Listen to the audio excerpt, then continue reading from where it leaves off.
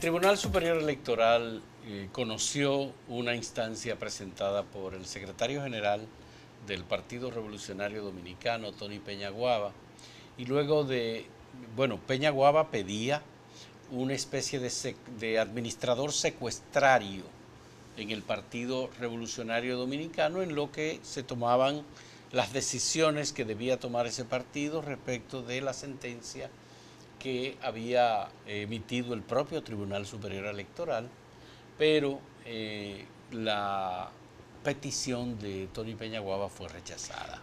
Tony Dice, pidió algo parecido. Y mal fundada. Exacto. Tony había pedido algo parecido, muy parecido a lo que el grupo que se llama Rescate del PRD había solicitado, pero no a un tribunal, sino a la Junta. De que la Junta un poco acompañara como una comisión que representara a todos los grupos, al PRD en la programación de los trabajos que tiene ese partido pendiente. Pero la Junta no ha cogido esa medida y nada, pero Tony se fue al tribunal. Bueno, esta decisión de Tony Peñaguaba de irse al tribunal, más la decisión de Guido Gómez Mazara de presentarse como un abogado interesado o una parte interesada y hacer una exposición en la audiencia del Tribunal Superior Electoral, el tribunal se lo permitió en apoyo a Tony Peñaguaba, fue un error político de ambos dirigentes. ¿Por qué tú piensas? Porque ya ellos tenían una decisión del Tribunal Superior Electoral en el sentido que le habían dado un golpe político a Miguel Vargas. No Tony, sino el grupo que se llama Rescate del PRD. El grupo Rescate del PRD, cuando se anuló la convención en la que Miguel Vargas había sido designado presidente del Partido Revolucionario Dominicano. Ellos tienen esa decisión y esa decisión de ninguna manera puede ser olvidada, y lo que tiene que hacer Miguel Vargas y su grupo es sencillamente aplicar esa sentencia. Eso es lo que ellos han estado haciendo. No, lo que pasa es que ellos la recurrieron también. Está bien, la recurrieron, una de las partes, pero están cumpliendo con el mandato de la sentencia. Un cronograma. Un cronograma. Ahora bien, ¿qué resulta? Que al pedir ahora un administrador secuestrario del PRD, eso es jurídicamente un imposible, porque ellos han tenido ganancia de causa en un sentido. Tú no puedes llevar al tribunal a un extremo de descabezar a un partido político en un proceso preelectoral como en el que está República Dominicana en este momento. La decisión del Tribunal Superior Electoral de negarle la petición de Tony Peñaguaba tiene un efecto no solamente jurídico, porque en realidad el PRD sigue igual, pero tiene un efecto político de derrota de las posiciones de Tony Peñaguaba y de Guido Gómez Mazara en lo que coincidan. Porque ¿qué resulta? Que Tony Peñaguaba anunció, inmediatamente salía del Tribunal Superior Electoral, cuando se leyó la sentencia, que renunciaba del Partido Revolucionario Dominicano, que no tenía otro camino que irse del PRD, porque, dice él, ese es un partido que está en manos del Partido de la Liberación. Se venía rumorando ya hace varios días que Tony tenía esa decisión tomada y que como se había jugado la última carta con este recurso, que no obtuvo ganancia de causa. ¿A dónde irá Tony ahora? Porque él se renunció del curiosamente, PRM. Él fue del grupo que fundó el PRM y luego, porque no lo quisieron hacer secretario general, entonces volvió al PRD. Y lo hicieron secretario general. Exacto. ¿A dónde irá Tony ahora? Vamos a ver. Lo más probable es que vaya al PRM de nuevo. ¿Por qué? Porque ese es un partido que está fundado por PRDistas. Y es donde él puede más caber. Porque si él dice que denunció que Miguel Vargas le está entregando el PRD al PLD, él no se irá al PLD, obviamente. ¿Dónde cabe más? Bueno, o fundar otro grupo. Y no sé qué puede quedar en el movimiento de rescate de Guido Gómez y compañía. No, porque eso es el PRD, ellos no renuncian al PRD. A Guido de mil maneras trataron de conquistarlo para que fuera el PRM y él dijo que no, que iba a echar su batalla ahí. Entonces Tony está renunciando a eso. Bueno, y ahí no hay que olvidar que Tony es un precandidato, un aspirante presidencial.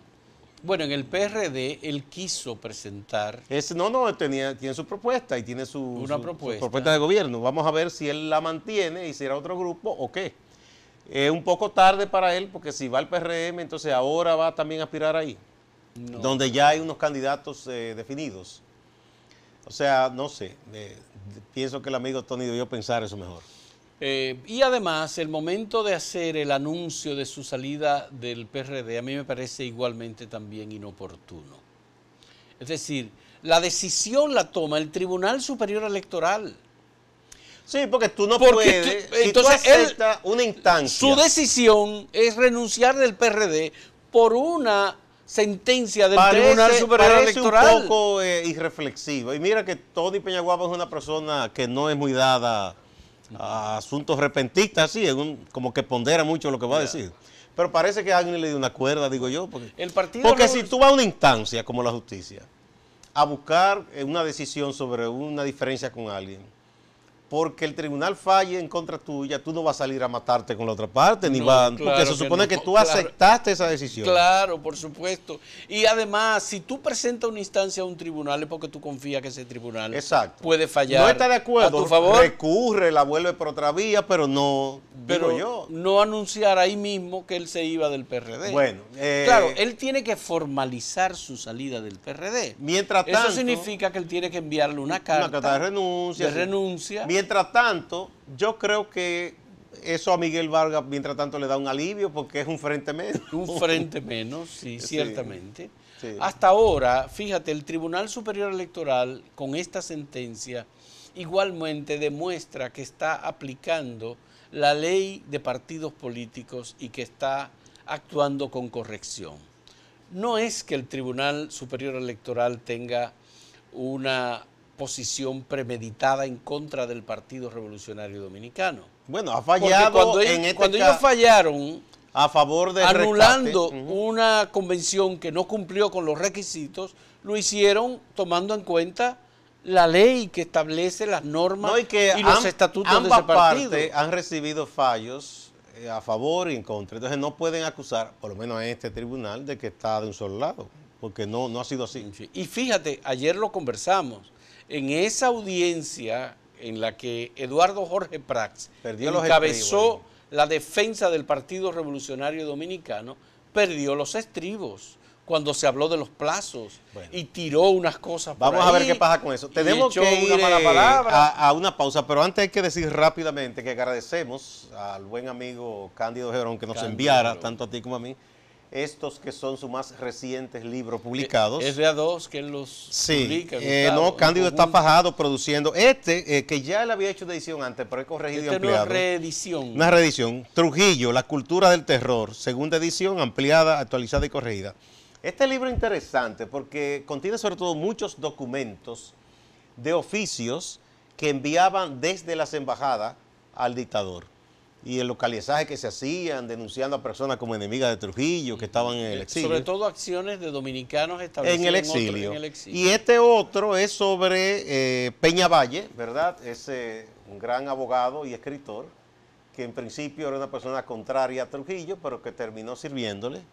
Este libro de Peña Valle, que contiene estudios, discursos, cartas, conferencias y escritos y textos inéditos desde 1920 a 1951. De manera que agradecemos al buen amigo Cándido Gerón, que es un gran intelectual y periodista y que produce mucho.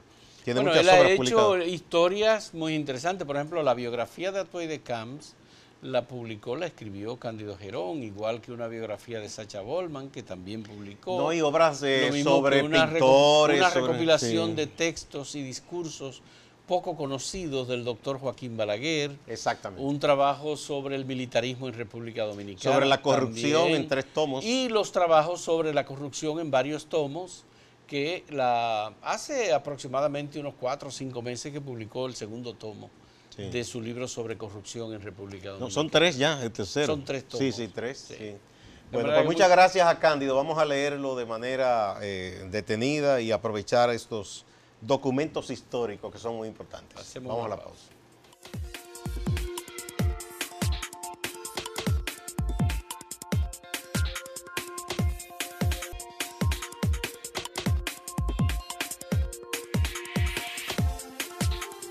Bueno, hay una noticia, o varias noticias sobre un tema, Fausto, que ha estado preocupando mucho a la ciudadanía en los últimos días.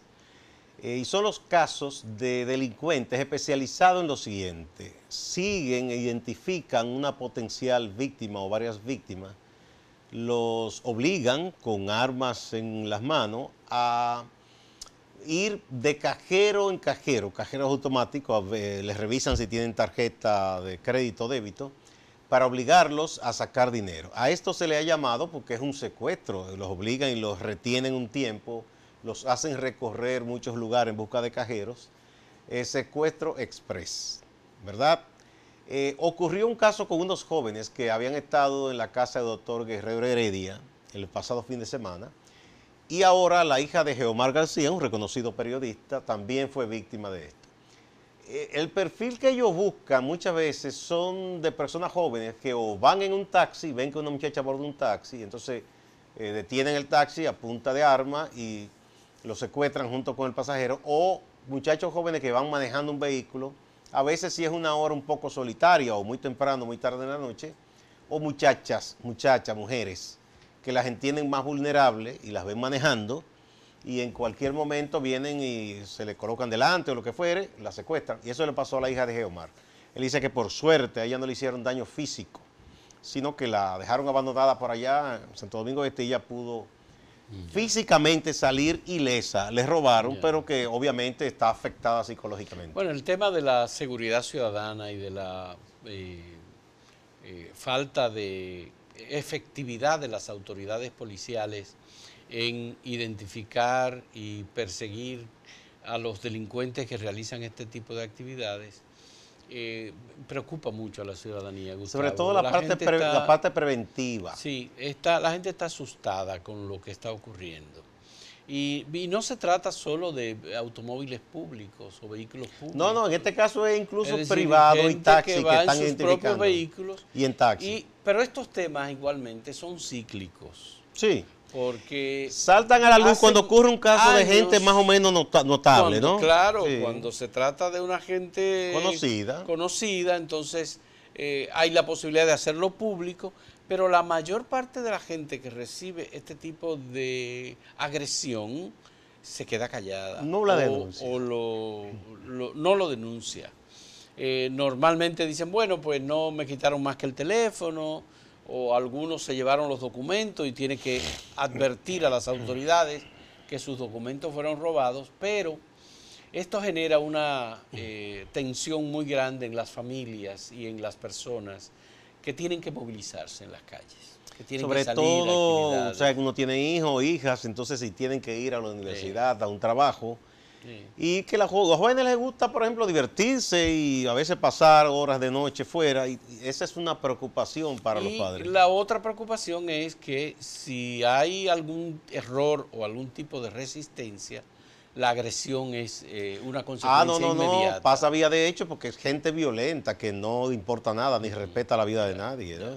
Las autoridades policiales han identificado algunas redes, parece que han utilizado GPS para poder ubicar a las personas que han cometido alguno de estos secuestros, y qué bien que las autoridades atrapan a estas personas. Pero además los cajeros, tú sabes que tienen una cámara. También. Y eso queda grabado. No es tan nítida, pero más o menos se va haciendo el perfil de la persona. Ya. Y entonces, de esta manera pueden dar con pistas que lleven a... De los 5 que se supone que son los que están protagonizando los últimos hechos, hay 3 apresados que fueron enviados a prisión preventiva y se está buscando a 2. Y se le ha advertido que se entregue. Cuando la policía se empeña, la policía tiene buenos investigadores, muchas veces no los usa como se debe, pero le pone fin a cosas. Tú recuerdas que aquí se iba haciendo un relajito de que abordaban autobuses que iban hacia el interior y asaltaban a todo el mundo. Sí. La policía se empeñó y atrapó a un grupito que estaba en eso y eso ya no se ha visto más. Y ha habido también delincuentes que van a restaurantes, a lugares públicos, donde la gente está desprevenida Sobre todo aprovechan las horas ya o de madrugada, la gente salió de una fiesta y va a desayunar. Los niveles de seguridad no son eficientes. Porque están en sitios que se supone que no son muy violentos. El polígono, por ejemplo. O porque normalmente la persona que se encarga de la seguridad del lugar está trabajando en el parqueo de la gente que llega y entonces están pidiendo. O está durmiendo, ya un viejito guachimán durmiéndose ya a esa hora de la madrugada. Pero obviamente las autoridades tienen un gran desafío con esto y hay que bajar la tensión y el miedo de la gente en estos casos. Sí, no, es importante por una cosa. La gente dice, bueno, lo toman en cuenta porque son gente notable. Sí es verdad, pero no está de más hacerlo por algo. En general, la ciudadanía necesita que se le cuide, debe haber una labor preventiva, más patrullaje, más rondas de los policías, eso es lo que uno quiere. A mí siempre me ha parecido absurdo colocar policías o militares fijos en un sitio, solo deteniendo motoristas o conductores para buscar papel y comenzar a macutearlos. Eso no es efectivo. Lo interesante es que ronden, que se muevan por los lugares, porque así el delincuente sabe que en cualquier momento le puede aparecer de frente una patrulla y lo piensa dos veces, ¿no? Pero cuando están fijo como guanajo en una esquina, sí, eso es una burla. Entonces, mira, es importante, perdón, para completar la idea, esto porque nosotros vivimos del turismo, señores. Entonces necesitamos ciudades, carreteras, centros, polos turísticos que estén bien protegidos, donde la tasa de este tipo de incidentes sea baja, porque eso espanta al visitante. Una noticia internacional importante la publicó hace un momento el portal. Theresa May, la primera ministra británica, no logró en el Parlamento británico el apoyo para su plan de salida de la Unión Europea, que se conoce como Brexit. Fue muchos meses estuvo el gobierno de Theresa May, conservador, tratando de conseguir un apoyo para su plan de salida organizada mediante un acuerdo con Bruselas, pero lamentablemente el Parlamento británico se les resistió todo el tiempo. No logró apoyo ni de los conservadores ni de los demócratas y laboristas y no pudo, fracasó. Entonces ella lo que acaba de hacer es decir, bueno, yo voy a renunciar al 7 de junio. Es efectiva la renuncia. Efectiva la renuncia, no he podido, definitivamente fracasó, hay que ver qué va a pasar. Ya ella estaba contemplando la posibilidad y fue como su último recurso de una segunda convocatoria a una consulta a los ciudadanos de Reino Unido para determinar otra vez si era posible la salida o no. Eso ha dejado una lección política importante para las personas del Reino Unido. ¿Por qué? Hubo grupos de esos extremos nacionalistas que vendieron la idea de que no, que entonces nosotros estábamos manteniendo a inmigrantes pobres, estábamos manteniendo a los españoles, qué sé yo quién.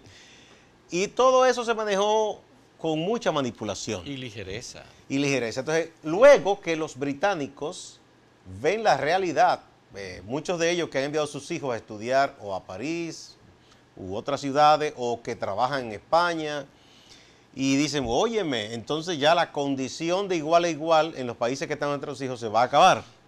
Y una serie de cosas, facilidades que tenían de trabajar donde quisieran en la Unión Europea, se terminó. Entonces, y empresas que han visto, caramba, ya mis exportaciones no tendrán el mismo privilegio. Gustavo, el centro financiero europeo más importante que había era Londres. Sí, la City.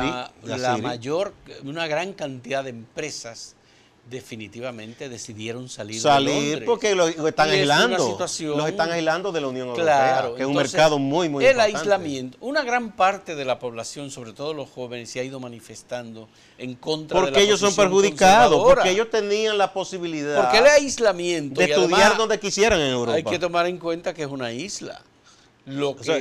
Reino Unido es una isla. Sí, con otra isla, porque está lo de Irlanda. Pero todo esto representa un riesgo muy grande para Reino Unido como parte de Unión Europea. Ellos se separaron muy claramente del euro y de la unidad monetaria. Ellos nunca lo asumieron. Nunca lo asumieron. La libra no desapareció nunca. Pero hay un acuerdo aduanal que ellos estaban tratando de conseguir y había otros acuerdos de trabajo y de permitir que los ciudadanos europeos intercambiaran y hay más permanencia en otras ciudades y eso no... ¿Qué pasó también? Ellos habían logrado, antes de integrarse con la Unión Europea, unos acuerdos, incluso establecieron casi una frontera, un camino físico con Francia, con el túnel y el tren y la cosa pues, debajo del mar, ¿no? Ajá, sí. Por el Canal de la Mancha.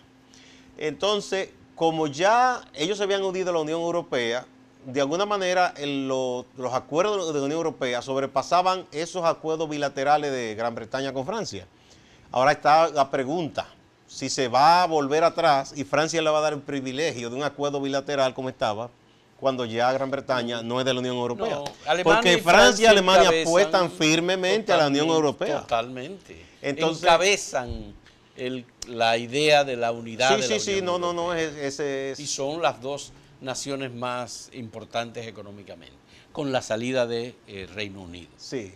Pero bueno, este es un tema importante, hay que ver qué va a ocurrir.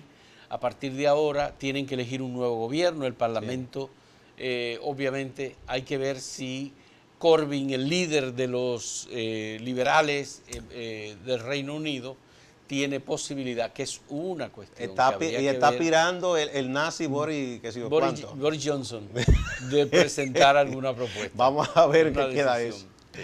Hacemos una pausa.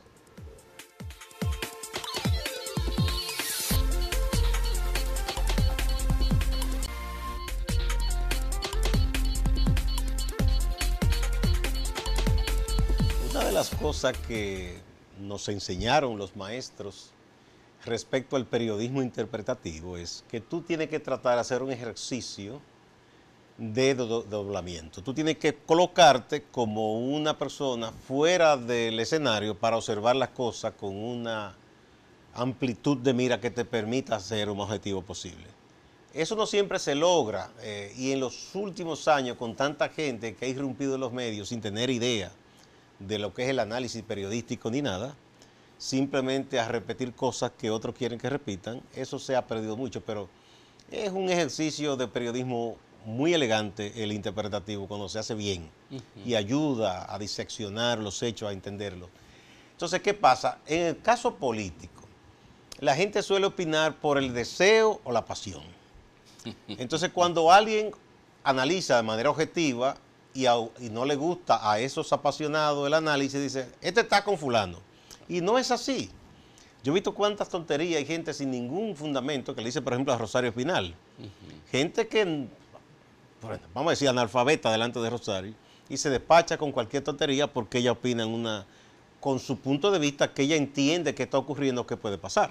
Bueno, entonces eso está pasando respecto al tema ahora de la coyuntura presente y las posibilidades de que se encamine un proyecto de reelección o no, las posibilidades que tiene Danilo Medina, que tiene Leonel Fernández, que tiene la oposición.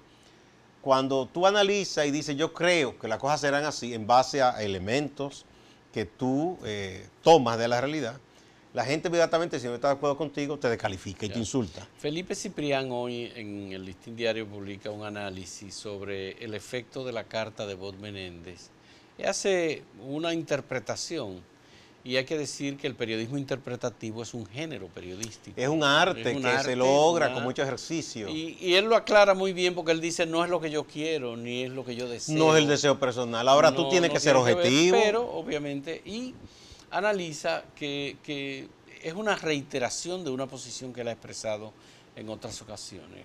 Felipe Ciprián es un periodista reconocido, es un hombre que estuvo en la actividad política durante mucho tiempo. Es un curtido en las lides políticas primero y después hizo periodista. Sí.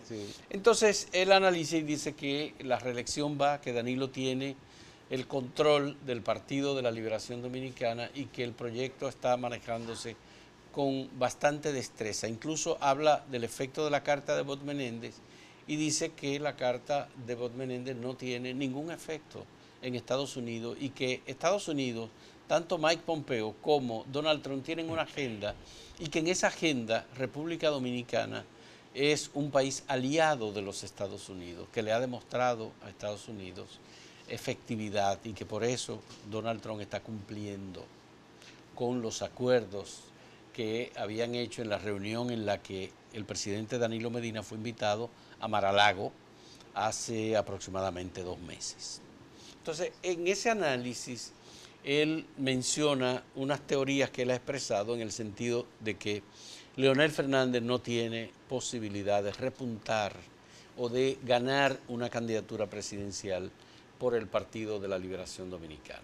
Hace un recuento de aspectos vinculados con la cuestión de la reelección y dice que no hay forma de que ocurra un milagro y que Leonel Fernández tenga éxito.